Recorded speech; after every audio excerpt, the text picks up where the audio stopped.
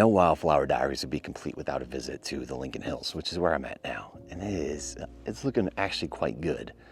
It's been a strange bloom up here. I've been talking to a lot of folks who live in this area and hike these trails regularly, and they've said as much, that the bloom has been staggered and limited and not as full as it typically is. Usually you get complete hillsides filled with arrowleaf balsam roots and some lupine mixed in as they start to come up. And unfortunately, I'd been neglecting coming up here during what might have been a more interesting bloom, but we were moving house and Linz was finishing grad school and I was finishing my teaching residency in the school district, and I haven't been out shooting as much as I would have liked in the last, I don't know, 2 to 3 weeks, which is typically middle of May when this place goes bonkers. And I thought I had missed it, but talking to a lot of folks who walk these trails regularly, they said it didn't really happen the way it typically does, not as full on the hillsides as is usual up here. So I don't know if maybe I didn't miss much after all, but as it turns out, right now is actually looking quite good. It's getting towards the end of May, and you do have patches of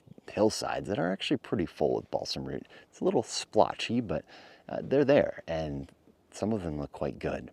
I'm at a spot on the North Hills Loop that I've eyed for years, and I've never gotten a shot here. I'm just intrigued by it every time I come around the corner. It is these 3 Ponderosa trees. One of them is straight vertical, and the other 2 on either side of it are these bending, sinuous shapes, and they're surrounded by arrowleaf balsam roots. It's a very cool, little striking set of 3 trees, and there's actually 2 more kind of to the left that are actually quite good too. But it's just a really neat set of trees. I've always eyed it, but I've never been here at the right time, meaning like now when the wildflowers are blooming around the trees and the hills are green. It just looks lovely. So I think tonight might be the night. The only thing is I forgot to bring a telephoto lens. So the longest lens I have tonight is a 70mm, which was a mistake. I should have brought a 70 to 200 or 100 to 400. I think about 120 to 150mm would work best for this shot. But what I'm going to experiment with tonight is I'm going to be in at 70mm at the max focal length of this lens. And my new camera has a high resolution image mode where I can shoot a series of images and stack them and make a single 400 megapixel file.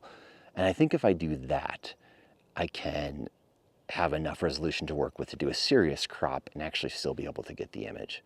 The light is right for this. And what I mean is the light side lit. Looks like there's nothing really that's going to obscure the sun as we head into golden hour, and it's going to light up those arrowleaf balsam roots with that golden hour side light, which is just tremendous. And the trees as well, they'll get that nice shape with the light on the side of the trees. So all in all, the conditions are pretty much spot on. The only thing, I do wish I would have brought that telephoto lens, but I think the high resolution mode in the camera will more than make up for that by providing enough resolution to crop. This is one of the easier shots I've done in a while where there is no focus stacking, nothing very technical about this image. I'm one lucky duck because I'm ready to go, all set up, and now I can just hang out and wait for the sun to drop a little bit more to give a little bit of softer, warmer light to the scene. And that's it.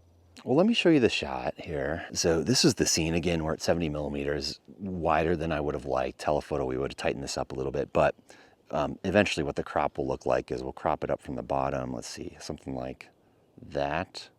And from the top, we'll crop out all the sky to eliminate all those bright highlights. Something like this. And then come in on the sides a little bit tight. Let me see, so again, we'll come in on the sides. Let's see if I can do this. There we go. Yeah, on the side, something like that.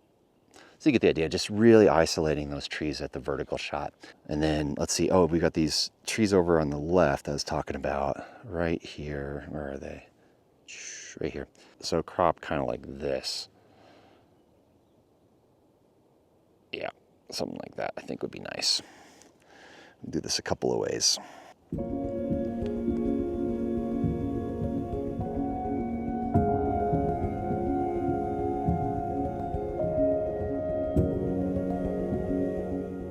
All right, it's a few minutes later, and this scene is coming to life. It's really nice. There's a skiff of light coming through and lighting up the balsam roots in front of the 3 main trees. And then in the back left with the 2 other trees, all those balsam roots are side lit too. And the amazing thing is there's a shadow cast.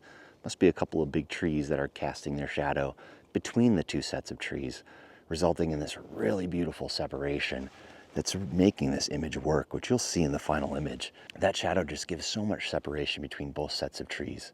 It is really lovely.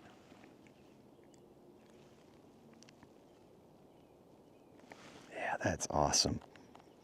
I didn't expect anything tonight. I really chalked tonight up to a scouting mission. I was going to commit the next several days to coming up here and working some images, and I think I might still do that. But this is kind of it for me right now. My heart's in this completely. There's just something about these trees that have caught my attention for years, and I'm glad to finally be seeing this through. Oh man, that's nice. Well, that shadow that created such nice separation between the two sets of trees has shifted this way into the foreground, and those front flowers have now lost light on them. So I think that's it. I was just reviewing the images and I found one frame, just one, where everything is right, where the light on the trees looks great, the shadow is perfectly separating both patches of flowers, both sets of flowers are side lit really well. It's really nice. Oh man. Well, I think that's going to do it for this vlog. It's a short, tidy, single image. I guess a lot of them are, but I just feel like this image in the end is what I wanted to pursue. I don't think I can do any better with the light.